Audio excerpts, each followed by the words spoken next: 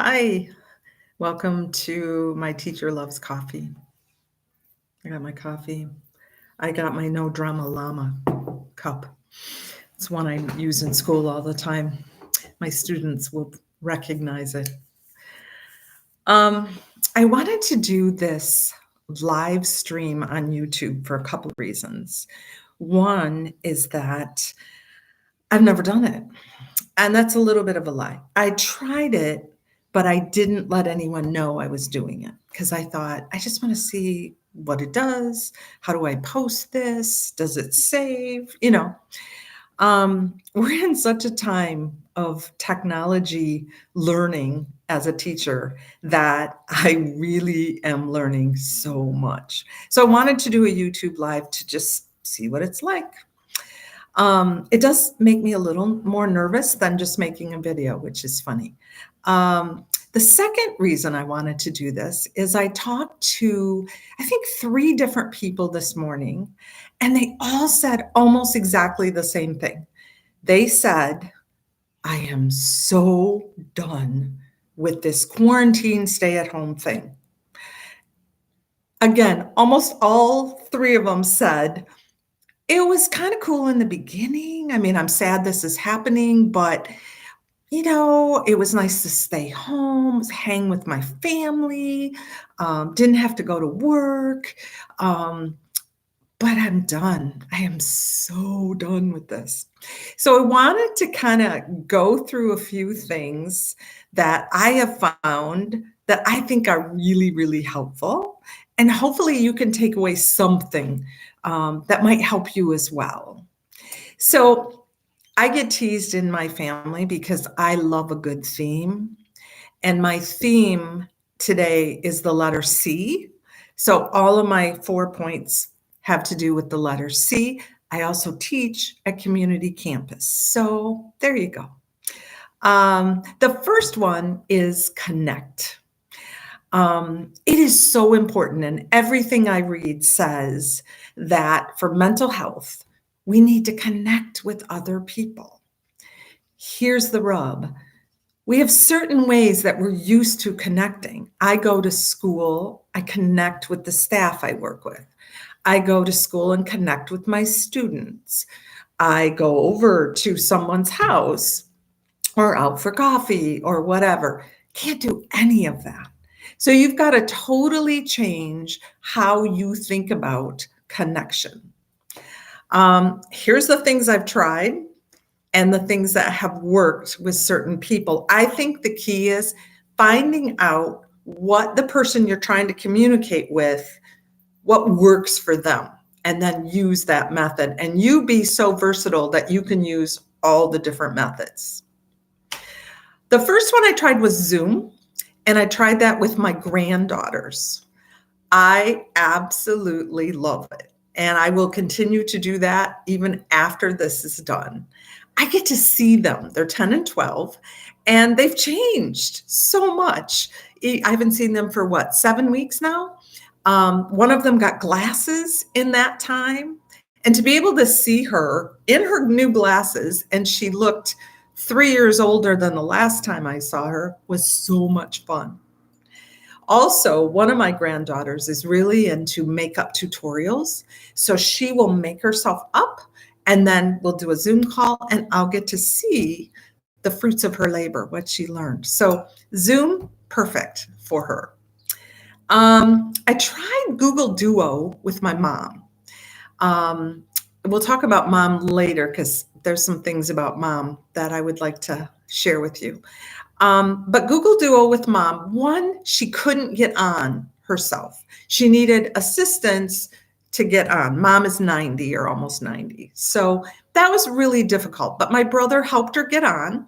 And it was fun to see her face, see how she's doing.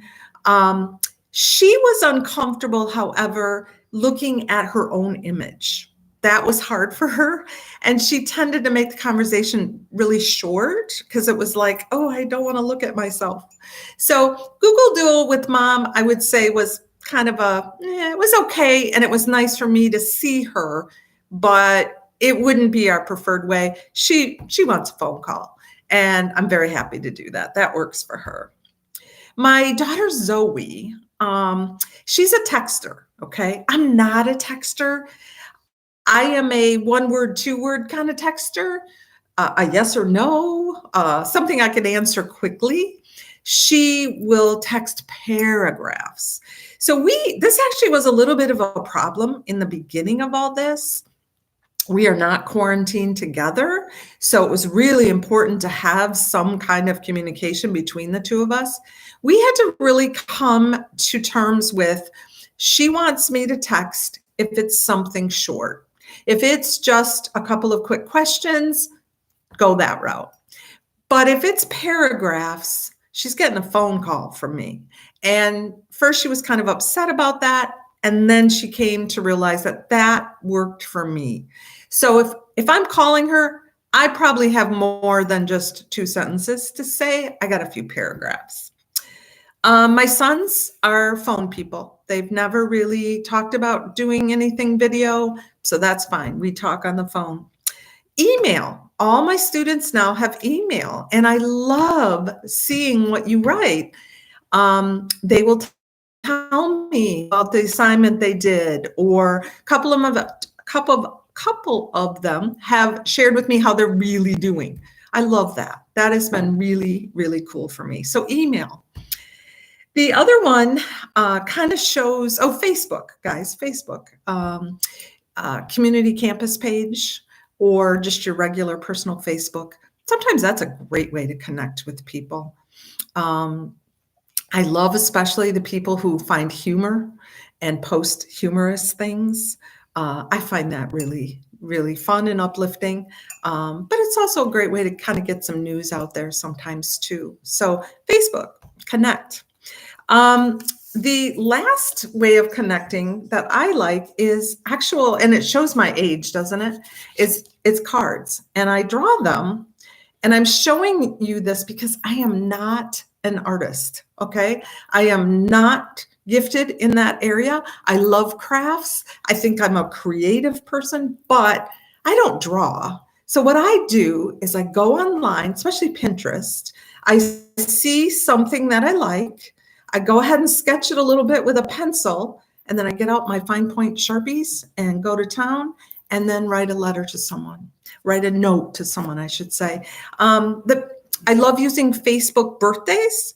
I'll choose somebody I know well and send them a birthday card, or I like to also send them to people who are quarantined alone. I have some relatives, some aunties who are by themselves quarantined. I'd like to send them a card. So that's another way. So your first C of getting through this whole coronavirus thing is to connect. Your second thing is control, okay? Knowing what you can control and what you can't.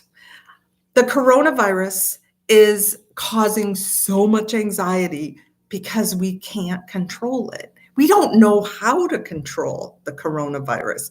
And that has been the most eye-opening thing, to watch our population deal with something they can't control. And if you've noticed, it changes from day to day. They're learning in real time. That is so scary. We want them to say, this is how you get rid of it. Here's the vaccine. Here's the treatment.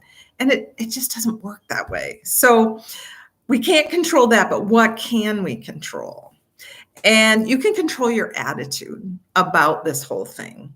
My mom inspired me yesterday. I said, Mom, how was your day? And her answer was, I chose joy.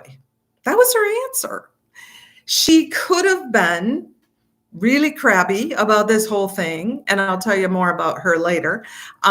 She has reason to be not happy. She chose joy.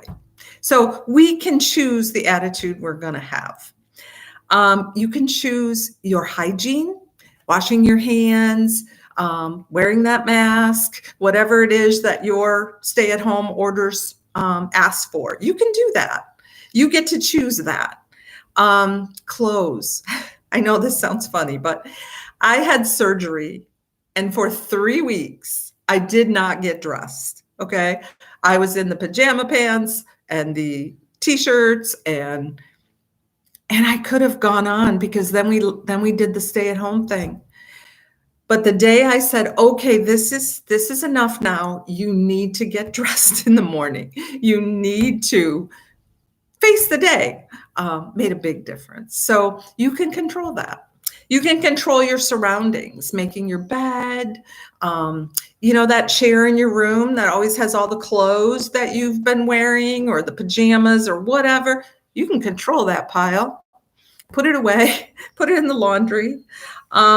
Screen time.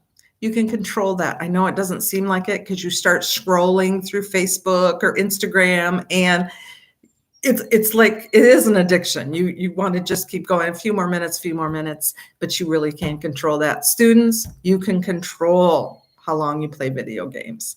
People that are most successful seem to set a timer and they say, hey, I get to do video games for this long. And when the timer goes off, they stop. I try to stop a good 45 minutes to an hour before I'm going to try to go to sleep.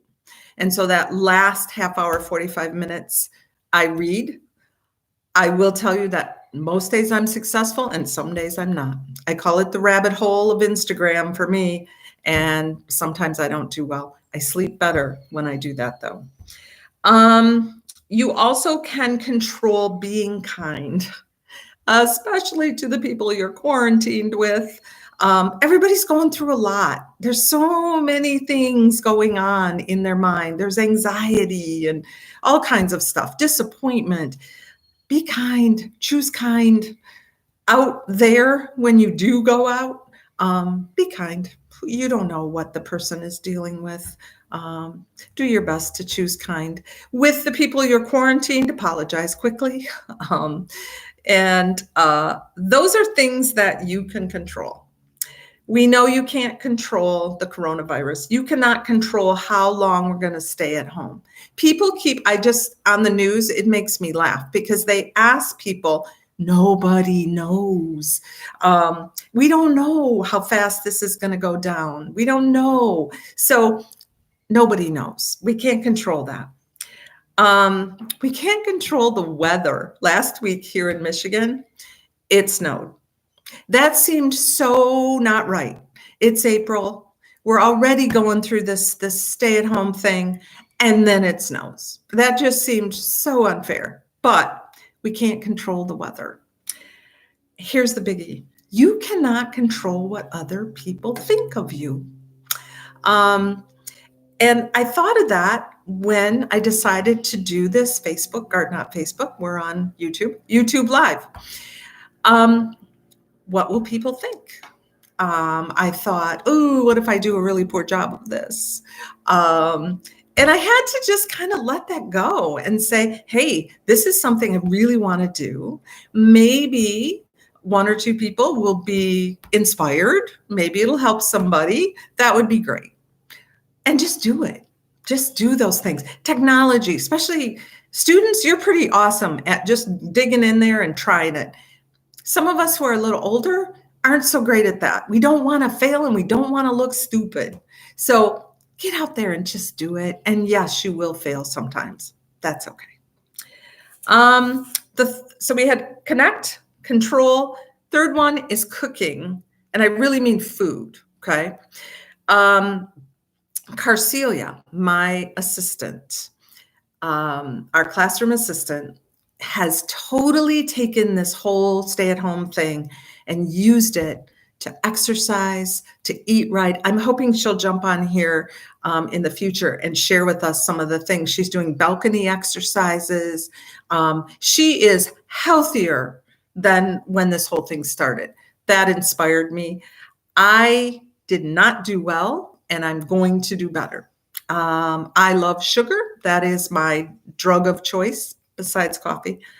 I did all the comfort food, did grocery delivery, made sure I had the cookies and the biscotti and the chocolate bar. I have comforted myself enough with food, with sugar. Now it's time to do something about that.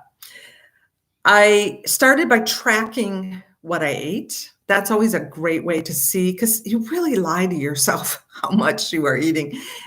In my case, how much sugar I'm eating. An adult woman should have no more than 25 grams of sugar. I tracked my sugar and I hit 75 grams of sugar in a day. That was this huge wake-up call.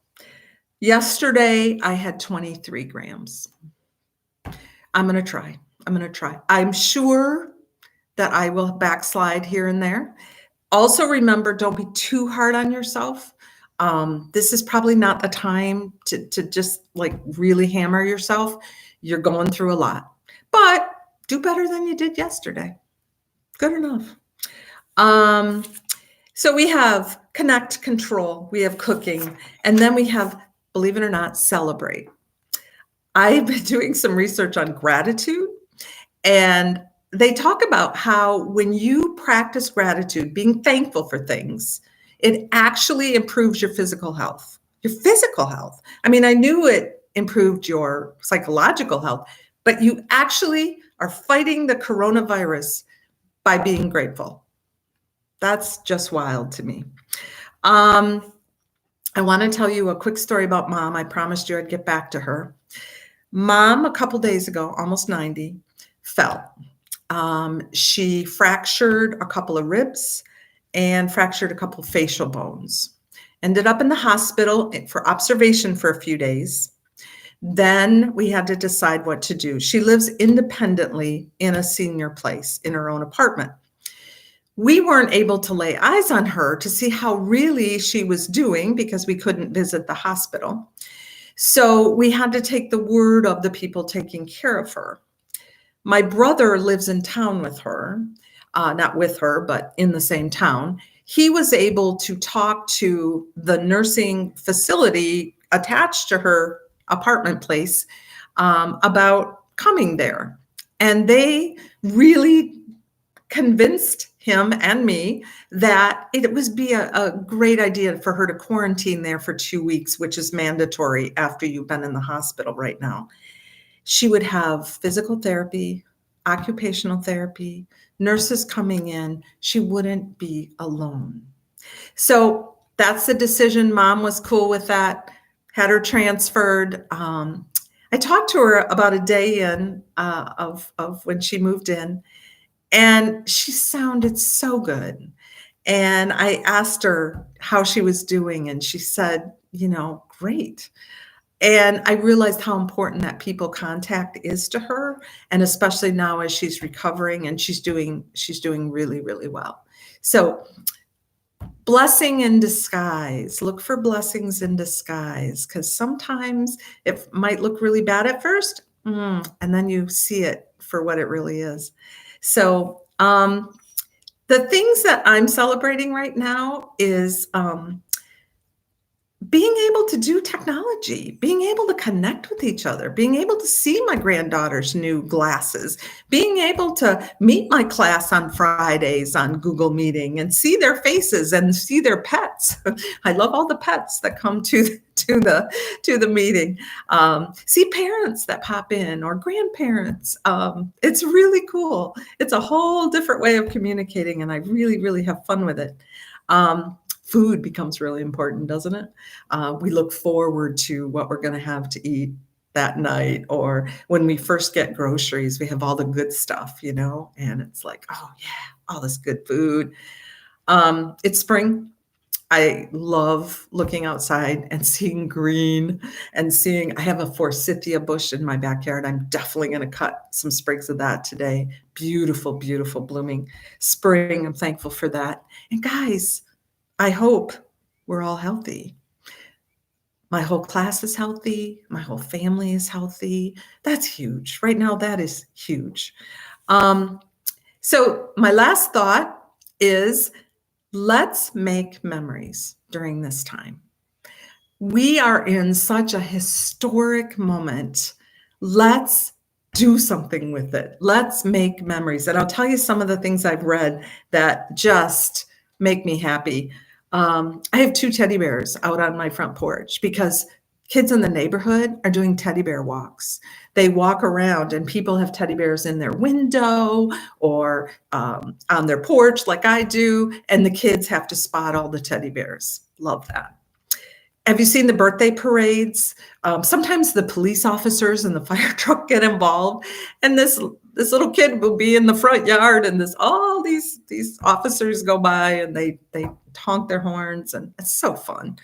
Um, Birthday parades, and then also my niece Gwen organized a teacher parade where she's a teacher in Vermont, and they went past all their students' houses and greeted them and held up signs, and very cool.